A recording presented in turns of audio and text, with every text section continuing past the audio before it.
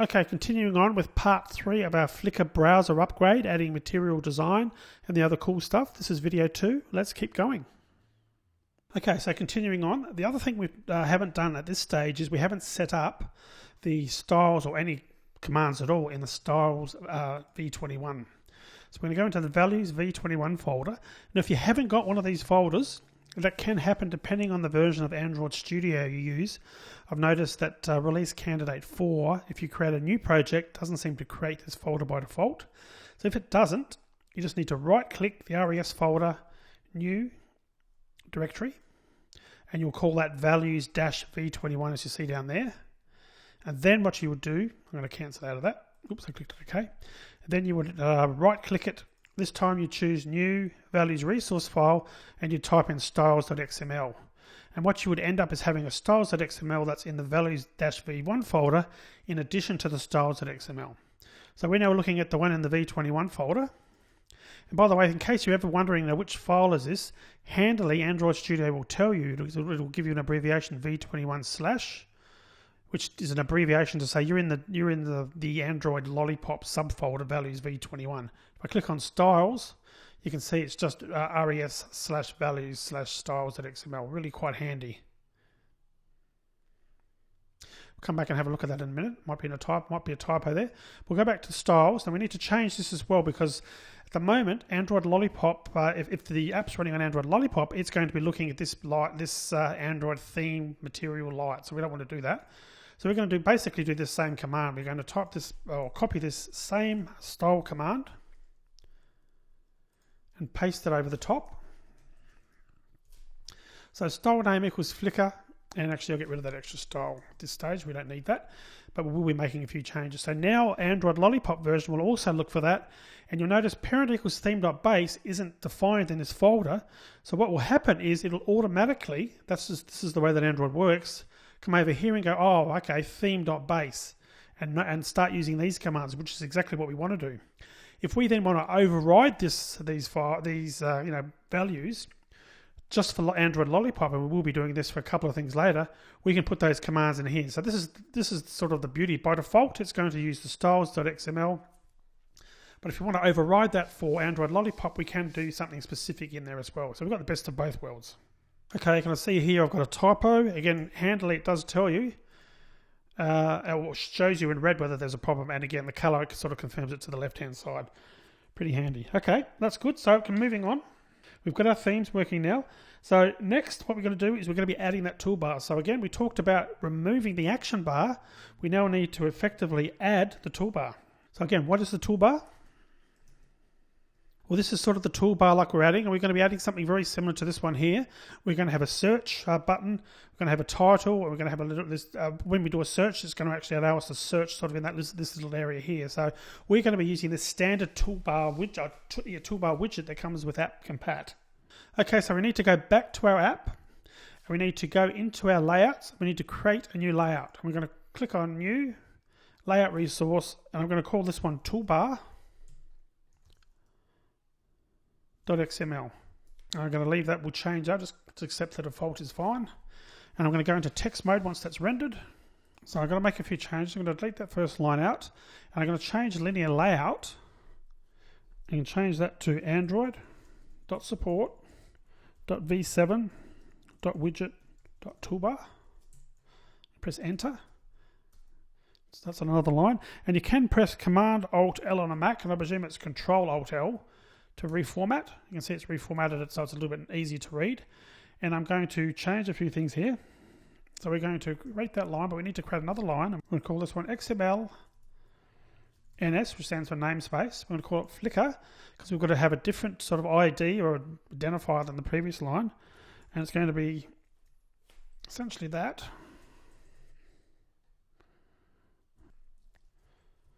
Like so. Auto. Like so, auto. Okay, the layout, the width, we're going to do a match parent. And height, I'm going to show you how to use a command here. You can select an element, we're going to call this one, just to show you how to use it, action bar size. So that's going to go and use a system property, not one that we've defined, called action bar size, and make sure that we're using that as the default height. Look, I could have used wrap underscore content if I wanted to, so it only used the amount of space that it needed, but that's okay in this context. Okay, orientation we don't need because it's a toolbar and not a linear layout. Now we need to add a theme. So we want to theme this toolbar so it uses those colors and so forth that we've just set up. Okay, so next I want to type in a theme. So Flickr theme equals @style. And I haven't entered these in yet, so that's not going to find a match. We're going to type in action bar theme overlay. We're going to type that in shortly. So that's going to be the overall theme that this is going to use. We're also going to add a pop-up theme. Again, I'll explain that when we get to that stage. @style. And that's going to be action bar pop-up theme overlay. And last, for the text, we're going to type Flickr title text appearance equals style / action bar dot title text. And again, handily, Android Studio is putting these things in red just to let you know they haven't been created yet, and we were aware of that. Delete the bottom entry to linear layout, and then I'm just going to type in a / and it should automatically find it for us. So that's our toolbar XML, and we're going to be using an include command in other layouts to include this, but for now we've got to go back and fix these few things up. So I'm going to go back to styles, and again this is the standard styles file, not the v21. We're going to add these extra styles. So I'm going to type in style name equals action bar theme overlay. Remember we called it that. Case sensitive, by the way, so make sure you got your case correct when you're typing it. And parent equals nothing. So we're not going to try and sort of copy over any other commands. Now what we want to do is we want to change the text, because if you recall up here in the theme base, we didn't do anything with text. We had colors, background colors, but nothing with text. So we're going to type item name equals Android text color primary. And of course that's going to be @color Flickr primary text color, like so. Okay, we need a control color highlight as well, so I'm going to type item name equals color control highlight @color. We'll set that to our background color for now, Flickr background color. Okay, and that shouldn't have the Android at the start. Next we want action menu text color, so that's what color the menus are going to be. Action menu text color, and that's going to be our primary color.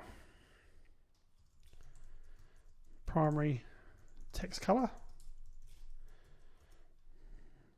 Secondary color, we're going to type name equals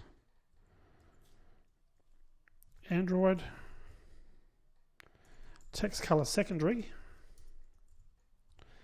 @color Flickr secondary text color. And lastly, we're going to set a background here as well. The default background color, Android background.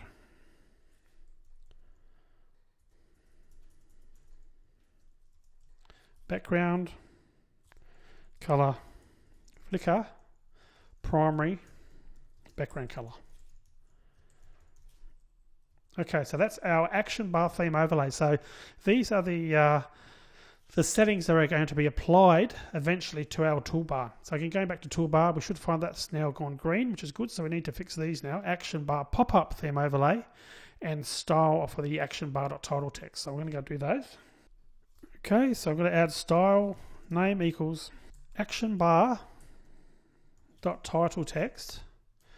Now the parent to this one, we want to do the original sort of the system wide one, which is text appearance dot app compat dot widget dot action bar dot title. So in other words, we're sort of like overriding that style. And what we want to do here is change the text color and the text size. So we're going to put item name equals Android text color, like so, and that's going to be our primary text color. Primary text color, whoops, primary text color, and we're going to type in another one. We're going to call this one our text size. This is how big the font's going to be. Text size. It's going to be 18 standard pixels. Now that's SP. It's not a density independent pixel. This is just physically how many, what the pixel size is for the font, as you would normally select it in, a Word document or anything like that. So that's all we've got for that one. And what I'm going to do with this third one, you can see that's disappeared. I'm going to delete that for now. Pop-up theme. So I want to show you what that looks like without us doing that, so you can sort of see why we're putting all these commands in. Okay, I'm going to stop the video here. I'll see you in the next one when we start building our classes.